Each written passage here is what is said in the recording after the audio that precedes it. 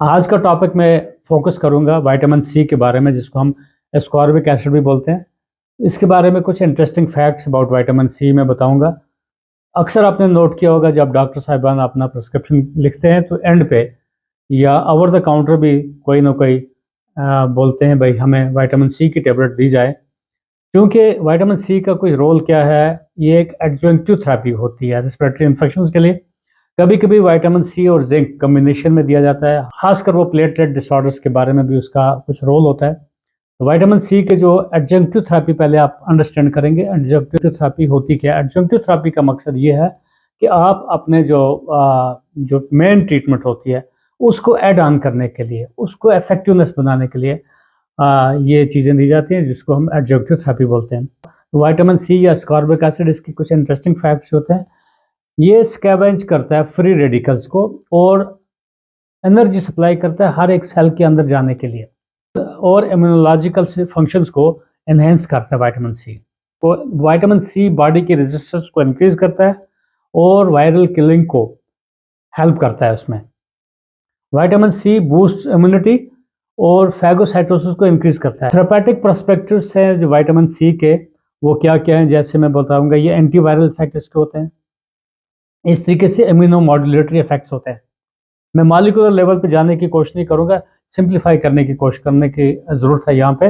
Vitamin C का जो role है रेस्पिरेटरी इन्फेक्शंस में, वो ड्यूरेशन ऑफ इलनेस को कम कर देता है। यानी कि अगर आपको रेस्पिरेटरी इन्फेक्शंस हो रही है तो विटामिन सी एड ऑन जो हम एडजंक्टिव थेरेपी देते हैं, तो उससे मोस्ट इंपॉर्टेंट क्या होगा कि आपका ड्यूरेशन ऑफ इलनेस कम हो जाएगी और रिकवरी में हेल्प हो जाएगी। कहीं वाउंड हीलिंग वगैरह होता है, उसमें जल्दी रिकवरी के चांसेस हैं, क्योंकि ये एंटीऑक्सीडेंट का काम करती है, यानी कि एंटी रस्ट का काम भी करती है vitamin C. Most of the times viral infections को प्रिवेंट करने के लिए विटामिन सी का बहुत बड़ा रोल होता है। विटामिन सी के बारे में आपने सुना होगा कि ये कोविड के दौरान काफ़ी इसका ज़्यादा चर्चा था, ज़्यादा यूज़ होता था विटामिन सी, और ये जो रेस्पिरेटरी इन्फेक्शंस है खासकर उसको जल्दी इम्प्रूवमेंट में फ़ायदा देता था और ऑक्सीजन सेचुरेशन को इंक्रीज़ करता था बॉडी में। क्योंकि विटामिन सी का रोल भी है, ये ऑक्सीजन सेचुरेशन को बेटर बनाता है और रेस्पिरेटरी रेट को मेंटेन रखता है। विटामिन सी का डेफिनेटली हॉस्पिटल स्टे में जो लोग ज़्यादा टाइम हॉस्पिटल में उनको स्टे करना पड़ता है, वो मिनिमाइज हो सकता है। विटामिन सी अल्जाइमर्स डिजीज़ को प्रिवेंट करता है। Vitamin C is treatment for scurvy, इसकी डिफिशियंसी से स्कर्वी होती है, ब्लीडिंग गम्स वगैरह। कफ एंड कोल्ड के लिए मैंने बताया विटामिन सी का बहुत बड़ा रोल है। एवन कैटरैक्ट, विटामिन सी का कुछ रोल है, एंटीऑक्सीडेंट का काम करता है। Even chances of UTI vitamin C से भी मिनिमाइज हो सकते हैं। विटामिन सी से बोन डेंसिटी इंक्रीज होती है। Vitamin C combats cancer. हमें अंडर एस्टिमेट नहीं करना चाहिए विटामिन सी को। विटामिन सी और हाइपरटेंशन के साथ इसका मंसलिक है। अगर हमें विटामिन सी खुराक के थ्रू मिल जाए तो प्रेफरेबली हमें टेबलेट खाने की ज़रूरत नहीं है, लेकिन जब भी अपर रेस्पिरेटरी ट्रैक्ट इन्फेक्शन होगी तो ये एडजुवेंट थेरेपी अगर ली जाए तो हर्ज नहीं है। किन खुराक में विटामिन सी एडिक्वेटली अवेलेबल होगा? सिट्रस फ्रूट्स वगैरह जो होते हैं, जैसे ऑरेंज हैं, कीवी है, खासकर लेमन में विटामिन सी रिच होता है। ग्रेप फ्रूट हुआ है, इस तरीके से शिमला मिर्च वगैरह, स्ट्रॉबेरीज हैं, टोमेटोज में विटामिन सी होता है। ब्रोकली है, बंद गोभी, फूल गोभी या वाइट पोटैटोज में विटामिन सी होता है।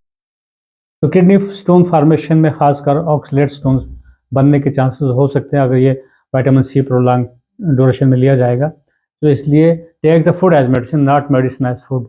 इसीलिए जब भी आपको कफ एंड कोल्ड वगैरह हो, आपको एडिक्वेट फ्रूट्स लेने चाहिए, वो फ्रूट्स जिसमें विटामिन सी रिच हों, जो मैंने एनोमरेट किए। डेली विटामिन सी तकरीबन है, रिकमेंडेड डोज है 75 मिलीग्राम्स है औरतों के लिए और 90 मिलीग्राम्स मेल्स के लिए। तो प्रेगनेंसी में 120 मिलीग्राम ये ले सकते हैं पर डे। अपर लिमिट जो है तकरीबन 2000 मिलीग्राम से ज़्यादा नहीं लेना चाहिए।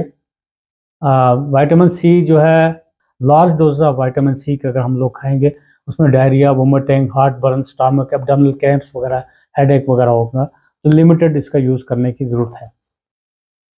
तकरीबन एक स्टडीज़ देखी गई है कि 11 से 14% जो है increase risk of kidney stones formation है अगर ज़्यादा डोजेज में इसको विटामिन सी को लिया जाए। 3 से 5 दिन या 10 डेज़ के लिए विटामिन सी अगर लिया जाए तो हार्मफुल नहीं साबित होगा। और नेचुरली ऑकरिंग जो विटामिन सी है वो ज़्यादा अच्छा है as compared to vitamin C in tablet form. Take the food as medicine. This was all about vitamin C called ascorbic acid. Hope you got my message positively. All the best. Khuda Hafiz.